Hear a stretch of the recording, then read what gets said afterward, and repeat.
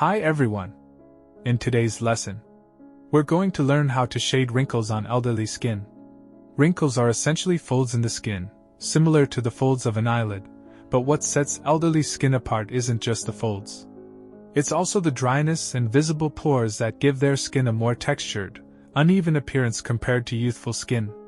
The goal of this video isn't to replicate skin pores, but rather to focus on capturing the texture and depth of wrinkles. Wrinkles come in all shapes and sizes, with larger ones being more prominent and smaller ones blending naturally with shading. We won't be counting every wrinkle or aiming for exact replication. Instead, we'll focus on density and placement to achieve a realistic effect. Smooth shading isn't our target here. Instead, we'll create a rough texture that mimics aged skin, giving the illusion of pores and unevenness. Elderly skin naturally loses elasticity over time, becoming thinner and more textured, which is why it reflects light unevenly. This is an essential detail to capture when drawing elderly faces. Start by sketching the main wrinkle lines with a light hand, using an HB pencil for initial outlines. Keep the lines soft to avoid harshness, as overly sharp lines make wrinkles look fake. Layer additional details gradually, adding smaller lines for randomness. Remember, natural wrinkles are never symmetrical, so embrace irregularity. To create depth, use a mechanical pencil to darken specific areas, but blend the edges lightly with an HB or H pencil to keep the shading subtle and realistic. Pay attention to highlights and shadows. Areas that catch the most light should remain close to the paper's white, while deeper folds require progressive shading to emphasize their depth. To mimic the rough texture of elderly skin, avoid smooth blending. Instead, use grainy shading techniques like cross-hatching or stippling for a natural look.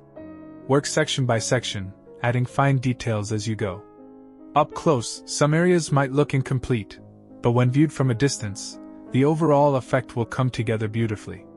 This happens because our brains naturally interpret patterns and fill in the gaps, especially with something as recognizable as wrinkles. It's important to leave some areas unshaded to let the paper's natural tones serve as highlights.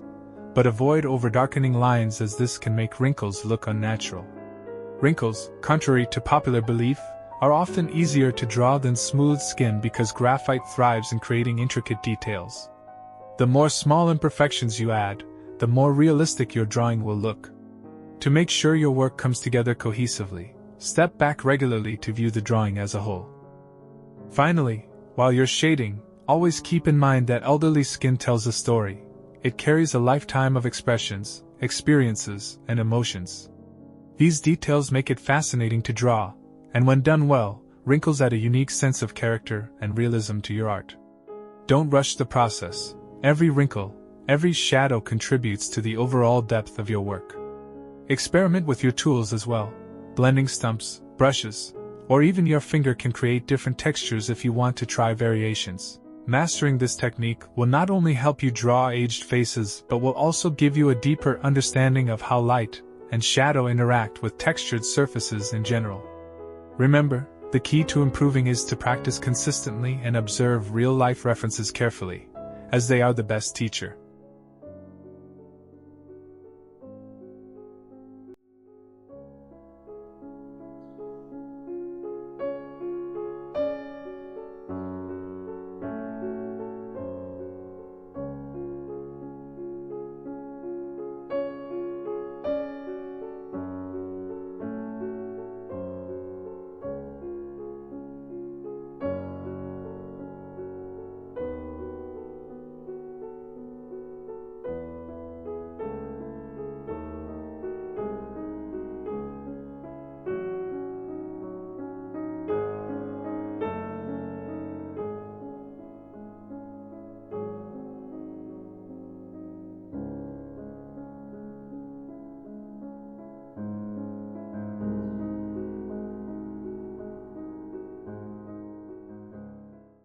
That's it for today's lesson.